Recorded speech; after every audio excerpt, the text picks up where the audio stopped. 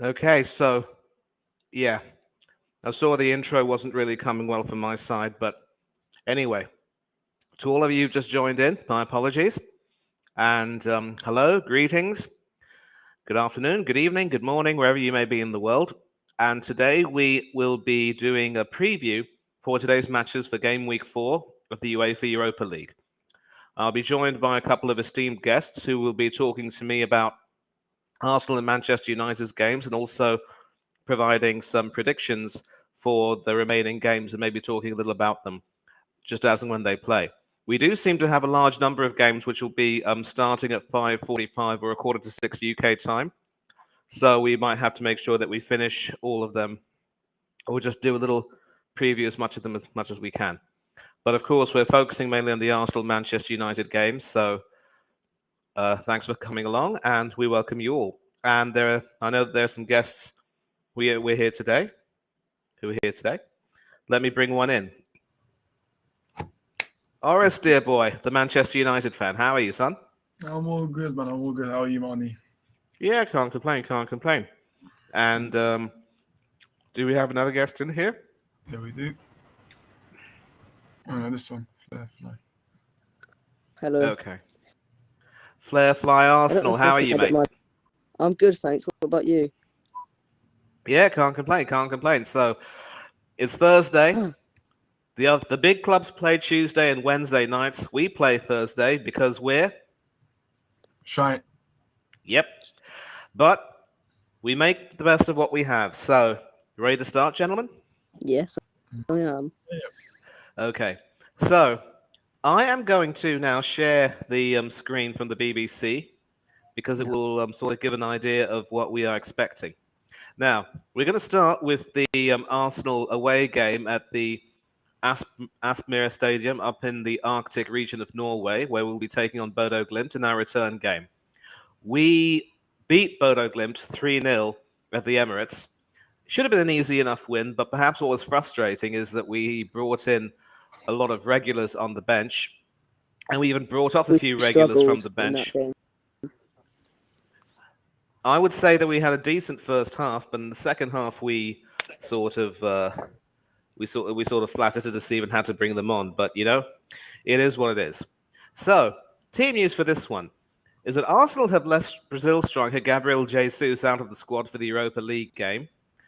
He's played in all 11 games for the Gunners this season, scoring 5 goals and registering 5 assists. He also suffered a head injury in the 3-2 win over Liverpool on Sunday, so makes sense that he's being left out as an injury precaution. With everything that he's been through in the last few weeks, it would be better for him to stay at home. Jesus needed treatment against Liverpool when he was caught by the Liverpool left-back, Kostas Tsimikas. On others who have not travelled to Norway, mainly there are a few players that were injured, and we'll find out tomorrow. Of course, continued team news is that Zinchenko is still out with a muscular injury, along with Emil Smith-Rowe with a groin injury, and Mohamed El Neni with a hamstring problem. Bodo Glimt have won the Norwegian title for the past 2 seasons, and Arteta downplayed the game taking place on an artificial pitch. We've got to think about how to win the game, how we win every 3 days in different conditions, in different contexts, in different weather, in different competitions. That's the only way we have to approach it. Any player can get injured on an artificial pitch or a training session, and we have to do what we have to do to protect the players as much as we can, but we will definitely have 11 players on the pitch. So, no team news as of yet, which will be coming a little bit later, but hopefully I'm sure you can all agree that now for this Arsenal game, they will need to focus on trying to get as many players as much game time as possible. Tierney obviously will be starting. So, Flair Fly, let me ask you, what do you think of the possibility of a team, what sort of team would you like to see play in this weather, and who do you think you would like to see starting? I can confirm that the lineup, I can talk you through them if you'd like. White, Rob Holding, William Saliba, Kieran Tierney, Sam Saka, Vieira, Nelson, and Nketiah. Lineup, I think it's quite a strong team. I think Nelson actually kind of rate him as a player. I think he's a fast running player. He can run up with some good, decent runs. On the bench, you got Tomiyasu, Cedric, Ibrahim, Gabriel Partey. No, Matt Smith. Sorry. Yep. Granit Xhaka, Marquinhos, Woods. Right. it's a pretty So once decent again, team. he still had to bring in a few first team regulars to make the bench, but I guess that is to be expected. And certainly with the likes of Rob Holding being given another start, it looks as though with Gabriel having a few problems, he might be groomed as possible competition for. I mean, not Gabriel Magalhaes, rather. He might be viewed as possible competition for Gabriel Magalhaes, who hasn't been in the best of form. Other defensive options, of course, are Suarez and Tomiyasu, who are both wing backs. Not really that much in terms of central defensive cover, so it looks as though Holding and Saliba together will have a role to play. And of course, it's good to see Tierney and White over here. And interestingly enough, instead of Granit Xhaka, we have Fabi Vieira playing on the left wing. I'm always a big proponent of seeing left-footed players playing on the left wing because that is, of course, the side where you have their natural foot. And unless, of course, you have the ability like a Mohamed Salah to be able to make the sharp turns, sometimes Saka can't make those turns. So I always like to see Saka on the left, that is Bukayo Saka, that is, and having him in sort of interlope, if you will, or sort of interconnect with the position where Reece Nelson is playing in. What do you think of Fabi on the left? It's not really his usual position, which I wouldn't really say that I'm in a good performance today. Because he is a good all-around player. I think that he can some good balls into the box and stuff like that. I think it's a bit of a weird position to play him in, though. I thought they'd switch Sambi Lokonga and him maybe, but no. Sambi's more of the holding midfielder, so I don't think he could be put out on the wing. And for me, I'm going to be excited to see what happens because a criticism of Fabi Vieira is that he may not be able to lend the sort of width that Bukayo Saka normally will. So it'll be interesting to see if he's playing on the side of his natural kicking foot. Let's see how he is able to play. Personally, I realize that a lot of people are trying to do the inside forward thing a lot, but sometimes some players can't really handle that. Oris, from a neutral perspective, what do you think of this lineup? Yeah, I think this is a good lineup. Obviously, you guys are resting a couple of players, but I think Gabriel Magalhaes dropping. I think that's a statement from after saying that what, you haven't been playing that good recently, so I'm going to drop you for Rob Holding. Obviously, I'm a bit cautious of Lokonga and Odegaard together because I think Lokonga by himself is suspect at times, but it's very interesting to see how the midfield does. But attack, Saka, Kentia Nelson. I think Saka should have been rested for this game. I don't know what's with us and not resting Saka, but for me, I would have rested Saka. But I do think it's a good lineup, though. I think it's a good lineup. Obviously, Matt Turner starting, so I think you guys should get the difference. Yeah, the one good thing about this lineup, from my personal perspective, is that Saka is starting so far up front. He doesn't need to do too much in terms of backtracking, especially with Ben White playing right back. I know that White has performed well this season, but it will be interesting to see how well he will perform against a very speedy left winger coming up in the Premiership. So certainly we have to play Manchester City with their three-man midfield of Gundogan, Bernardo, and Kevin De Bruyne. And of course, Chelsea have their strong midfield. So those are prospects to think about. But of course, we have this bridge over here that has to be crossed. And of course, this is the Bodo Glimt lineup. They're also playing a 4-3-3. Almost the same lineup at the Emirates, except a few changes, obviously. And should be rather interesting to see how they will be able to withstand a great deal of our pressure that we exerted. But of course, we're playing on their turf, so it will be quite interesting to look at. Now, of course, Manchester United's team news won't be out yet, but we can definitely offer a preview. Yeah. And the big news, of course, is that they will be without their forward Anthony Martial for their Europa League game, or Martial, as you would say, against the Cypriot team Omonia Nicosia. He's missed 7 of United's 11 matches this season, and he went off injured after 29 minutes of the 2-1 victory against Everton on Sunday after setting up United's equaliser. He had a star turn, though, in the first leg, as we will all remember, where I believe he scored 2 goals and was able to outperform Cristiano Ronaldo. So he will be a bit of a miss, but with Ronaldo coming on and scoring, maybe that will be covered. Defenders Harry Maguire, Aaron Wan-Bissaka, and Donny van der Beek, the midfielder, will also miss Thursday's match. I believe Maguire might be nursing an injury. I'm not too sure. Do you know anything about that, Yeah, Orest? he still has an injury, so he's still recovering from that. Right. Okay. Now, Eric Ten Hag's side are currently second in Group E behind Spanish team Real Sociedad, and they had to come from behind to beat the Cypriots in the first leg because they trailed 1-0 at half-time. Actually, it was Martial who scored 1 goal while Rashford had 2, so I should stand corrected there. My apologies, everyone. And of course, during his news conference, Ten Hag, speaking about Martial, said it's disappointing for him and disappointing for the team. The pressing was good on Sunday with the assist for Anthony. He was an important factor and played well.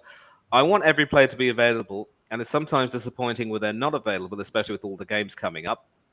Sometimes you have to deal with the situation and focus on the players you have. Currently, Sociedad are on 9 points from 3 matches, with United on 6, Sheriff Tiraspol on 3, and Omonia Nicosia at the bottom of the group with no points. And the group winners will advance to the last 16, while the runners-up will have an extra 2 matches in a playoff against one of the sides that finishes third in the Champions League. So, obviously, United will be looking to try to set the record straight against Real Sociedad in the return leg, which I believe will be in Spain. And, of course, winning their remaining games against Sheriff and Omonia will help. And as it stands, Ajax, Barcelona, AC Milan, and Juventus will all be dropping into the Europa League, and Ten Hag is therefore keen to win the group and avoid potential matches against those teams.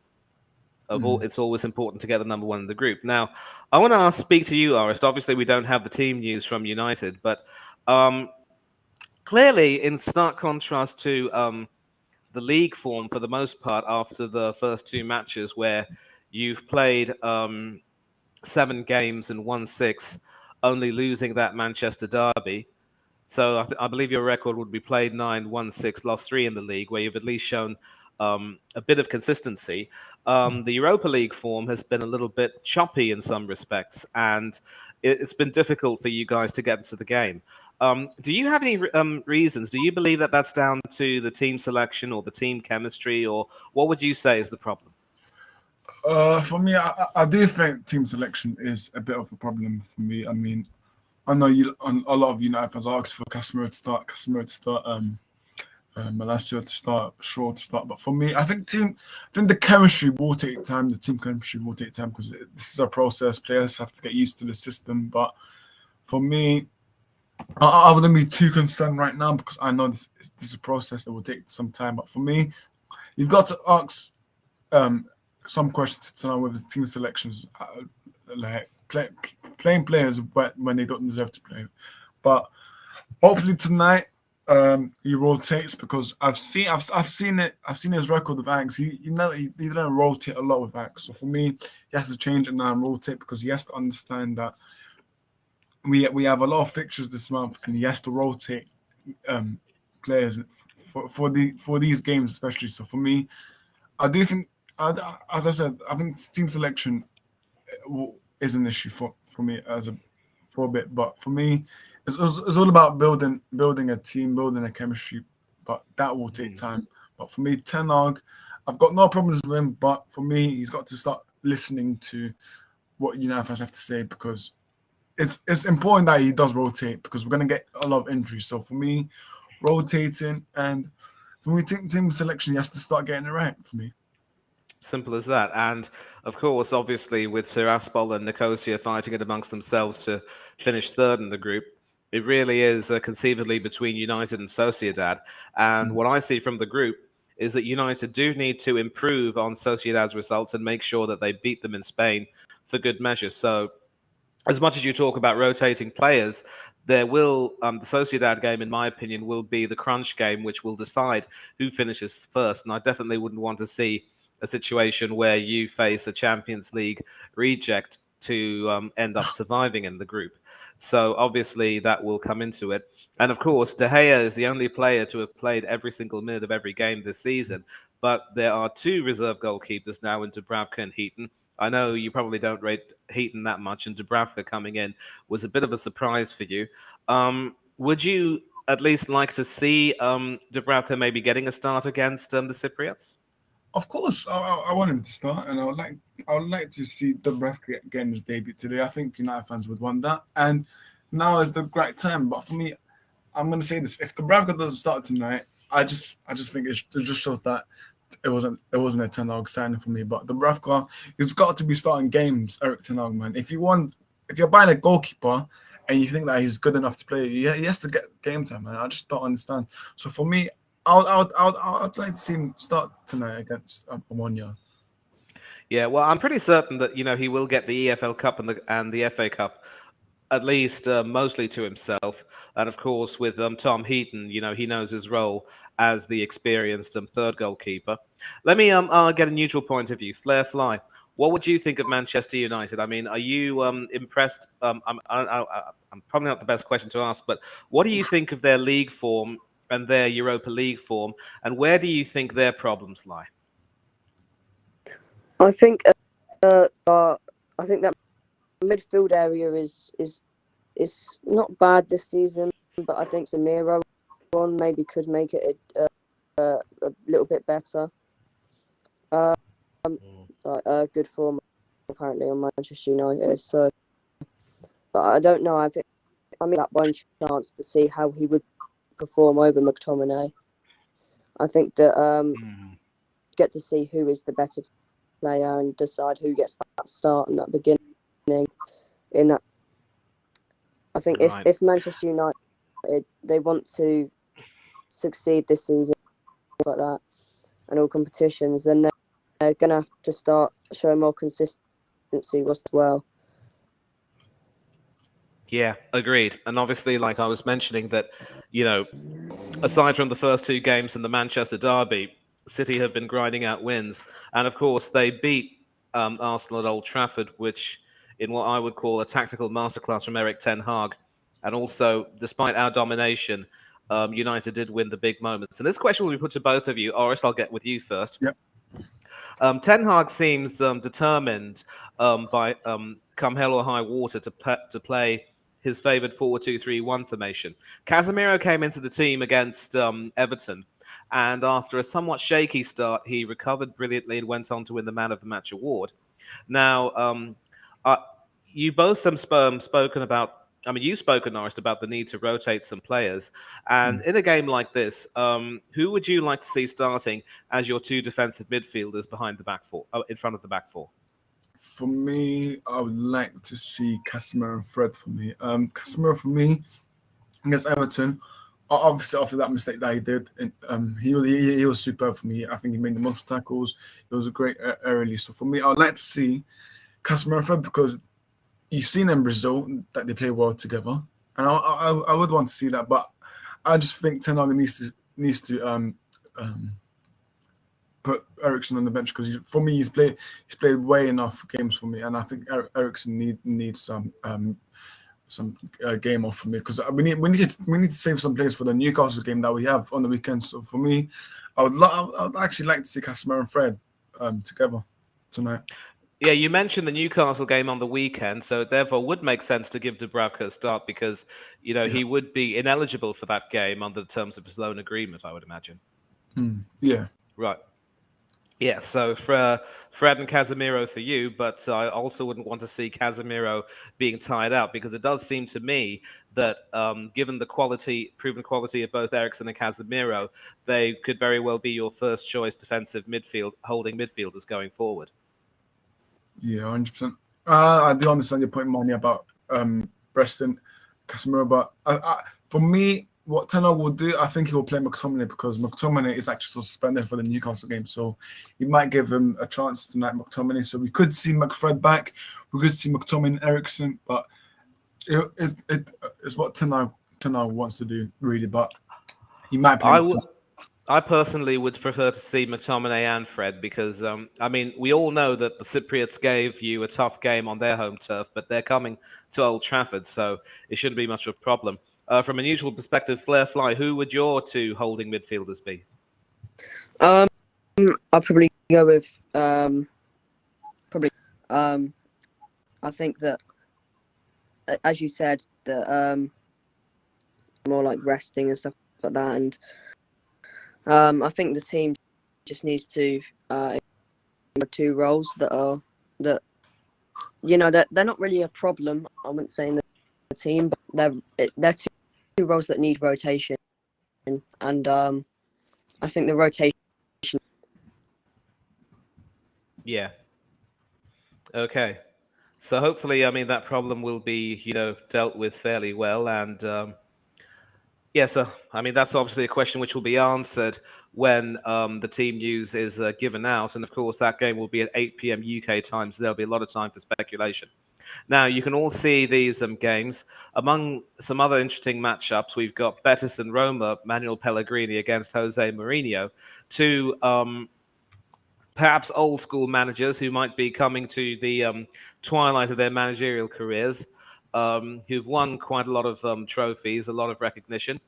How do you see this game panning out, perhaps? And I know that obviously both of them have managed in the Premiership. Pellegrini with City and West Ham, and Mourinho, obviously, we all know about him. I don't know if you've been following Roma's season, Orest. What would you say about Jose Mourinho and how he has sort of adapted his philosophy to Roma? Do you think that he's made them a good team this season?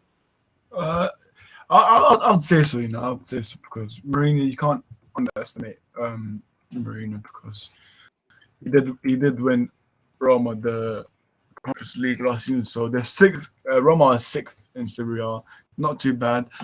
I actually wouldn't sleep on Roma, for Europa League, because obviously Mourinho. That's one factor, Mourinho. But Roma, I think they're one to watch for Europa League this season. They've got good players. When you look at their squad, they've got a good squad. They got Pellegrini. They got Tammy Abraham. They've actually got a good squad to actually compete for the Europa League. So for me, Mourinho this season, I think he's been good this season, Mourinho. Yeah, I mean, obviously, winning the Conference League with quite a few former Chelsea and, of course, former Premiership players, that is. The likes of Smalling was also in that team, ex-Manchester United, you'll remember him. Yeah. And, of course, we had our very own Ainsley Maitland-Niles from Arsenal, who is, of course, now with Southampton on loan. So that would be, obviously, an interesting development. Maitland and... this game should be interesting.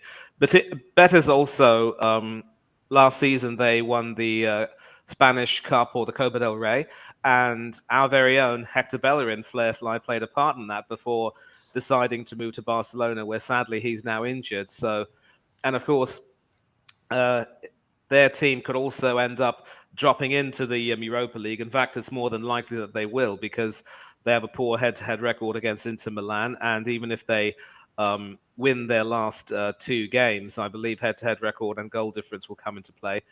And of course, if Inter do win, then Inter just need to win their group anyway, win their next game against the Czech team, I think, and then they will, knock Barcelona out. There was always going to be a group of death, but this Betis team does look to be built for cup competitions, and of course, with another Manchester City connection, a certain Claudio Bravo is in that team, a cup specialist, if you will, League Cup winner. So that's going to be a very interesting clash, and it will be interesting to see how both teams do. Flairfly, let me ask you for a possible prediction. What do you think will happen in that game? I mean, I think that last Thursday, Real Betis played Roma, and they ended up with a 2, and but it was a late goal in the 88th minute, and I think he was the difference. It was a different team, like in Real Betis this season. I think that they've had a good performance in this, but they could come out the win today again. Yeah. Interesting, of course, to see what type of tactics Pellegrini will use to try to nullify Mourinho's attack. And of course, they've got the oldest ever La Liga goal scorer and La Liga player in Joaquin Sanchez Rodriguez, who should be set to come off the bench well into his 40s. So certainly an interesting matchup there. And those two teams, one would imagine, would be duking it out to try and get into the next stage. So let's just see which group they're in. Yeah, they are in fact in Group C, where surprisingly Roma are sitting on 3 points from 3 games, Yeah. and Betis have 3 wins. So it looks as though Betis could secure qualification from that group with a win over Roma, or maybe even a draw. And then, of course, they have the small matter of coming up against HJK Helsinki and Ludogorets, who we've played quite often in Europa League competition. Another one of our perennial opponents, Olympiacos, they're going to be up against Karabag today, and that's another name that we know only too well. And they're also not doing very well. 3 defeats from 3 games, 7 goal difference. They obviously had a star-studded squad acquisition. The likes of Marcelo came into the team and a few others. So they're going through some problems, they are. And Karabag aren't doing too badly either. Are you surprised with this, Flarefly? Oh, I'm not too sure, really. I don't really know much about these sort of teams and stuff like that.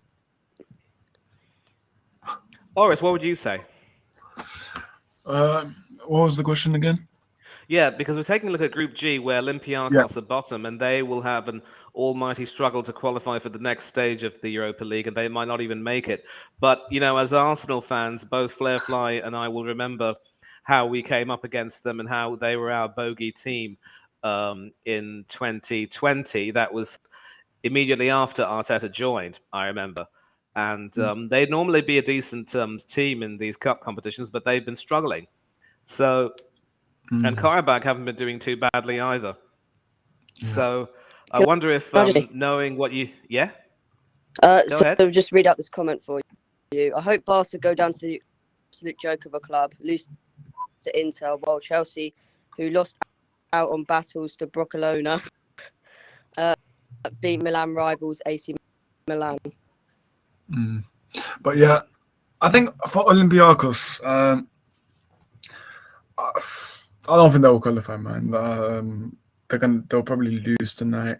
But Olympiacos is a famous name, because Arsenal fans should remember this name quite well, where they bottled it at the Emirates. But for me, Olympiacos is a team that I think right now, I think if you compare when they beat you to right now, I think it's a whole different situation. But I just don't think Olympiacos is that team anymore this season. Yeah, that is, of course, a shame, but it's sort of the way it is. Sometimes teams rise, they fall in successive seasons. They just have to try and find a way to, recover from that. And of course, we have our group nemesis, PSV Eindhoven. They drew against Bodo Glimt, if I'm not wrong. Yes, they did. Yeah. But since then, they've whacked Zurich to the tune of 5-1. And they obviously will be our opponents going forward. They're the one we have to play them twice, and they're the ones who will decide our fate in the Europa League. I would expect it to be Arsenal and PSV to finish in the top 2 places in the group in either order. But PSV, of course, will be dangerous, having just missed out on Champions League qualification to Rangers, who have not really done well at all in this in this Champions League campaign. They were thumped 7-1 by Liverpool, and so PSV, I would imagine, would want to turn out take out their anger on the likes of Zurich, on the likes of Glimt, again, and of course on the likes of us, maybe be a spanner in our works. So they've got Zurich coming up, and obviously this is the home leg. Are you predicting a very big win again? And how tough an opposition do you think PSV will be for us, Flarefly? I think that they are a very good team. They've got some really good players. You know, they've done quite well. Looking at them in the league and how far they've into the Europa League competition, with 1 win, 1 draw, and known considerably well. I think that when we face them, we'll definitely struggle. I think tonight we'll struggle, and I think that we'll see the same result when we go to PSV. Orest, what about you? How do you think PSV will do? Yeah, for me, PSV, I think they will do well, man. I think I don't. Will they top the group? I'm not sure, but No, I don't think so. Yeah, I don't think so. So maybe I think Arsenal will be the top of the group, second, and then I think we'll see. We'll see. But I think PSV, I think they have good players, man. Obviously, Cody Gakpo. That's United tried signing him some. So hopefully, yeah. Obviously, their manager Ruud van Nistelrooy. I was going to mention that. And so there will be no shortage of motivation for PSV to finish above Arsenal in the group. So he was, of course, Arsenal's tormentor during his playing days. Although, thankfully, in 2005, we put one over on him in the FA Cup final. So that was nice. That was nice. That also was the season where you lot ended our 49-game unbeaten run. And we wanted the 50, but no, you had to be the party poopers. So how do you think Ruud van Nistelrooy has motivated his team? I mean, what would you imagine he's done? And how do you think he's got them playing? Who's that to? Me? Yeah. Yeah. I just think the players, I think they've listened to his ideas and the way he wants to play for me. If you look at their players, Cody Gakpo, Sangari, they've got good players, and clearly they're listening to his instructions. I think whenever they're losing or drawing at halftime, he must be shouting at their face saying, "Guys, come on, we need that next goal, man. We need that next goal," because he knows that he has that United mentality in him. He wants that 3 points, so he's probably shouting at them for the 3 points. They've clearly listened to the way he wants to play, his tactics. So I just think that whoever doesn't listen to him, he drops them. So for me, I think the players are playing the way Ruud van Nistelrooy wants to play. So that's right. Right. So as things stand, AZ Alkmaar currently top of the Eredivisie, but Ajax and PSV are snapping on their heels. A very interesting 3-horse race developing, and of course, don't forget Feyenoord Rotterdam, who are also in that top bracket. So this is going to be interesting to see with 9 games played, who will have the staying power. And AZ have definitely done well. Ajax have struggled in this Champions League, so they could also be dropping down into the Europa. And the prospect of Ajax and PSV coming up, against one another, that would be a very big clash right there. And as you've said, obviously PSV have got some decent players, Orest, so that'll be interesting. Feyenoord, of course, are in action against the Danish champions Midtjylland, and that's also going to be an early kickoff at about 5:45 UK time.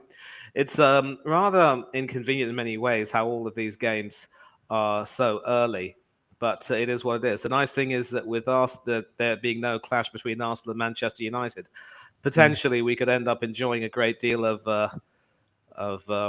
we could certainly enjoy both games without having to switch back and forth. So that'll be quite interesting in many ways. And so let me get your predictions for the Arsenal Bodo Glimt game. Fairfly, what do you think? I think that we definitely did struggle against them. This is what I'm saying. We think that today away from home as well. I think that it's going to be a trick, but I think that we can come out with like a 2-0 or a 3-1 win. Orest, what do you think? I'm gonna go with 2-1 Arsenal. Yeah, 2-1 Arsenal sounds fair for me as well because, we've got a very sort of untested front line in Nketiah, Nelson, and Saka.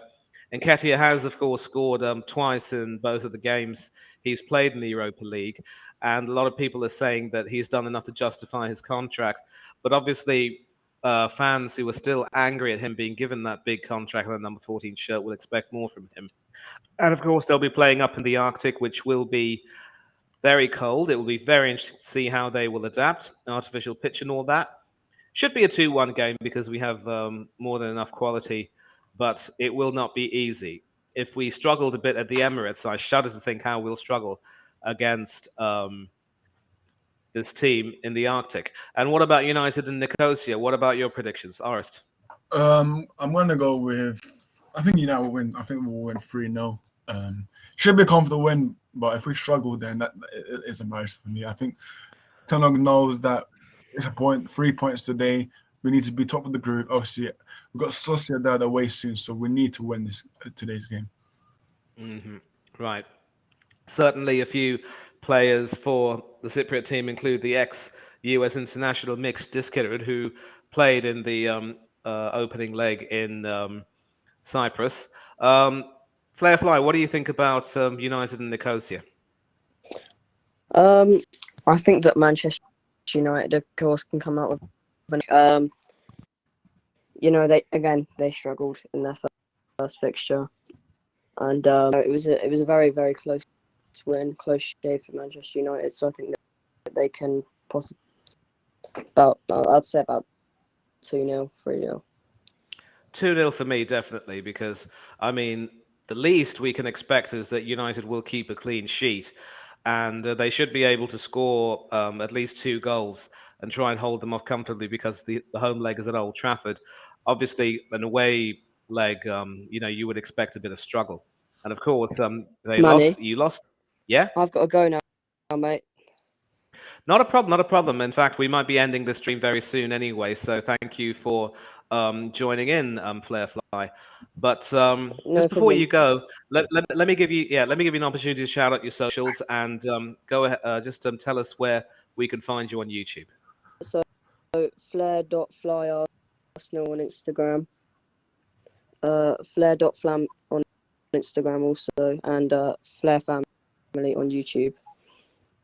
Big up. And tell us a bit about your channel. What do you guys talk about? What do you do?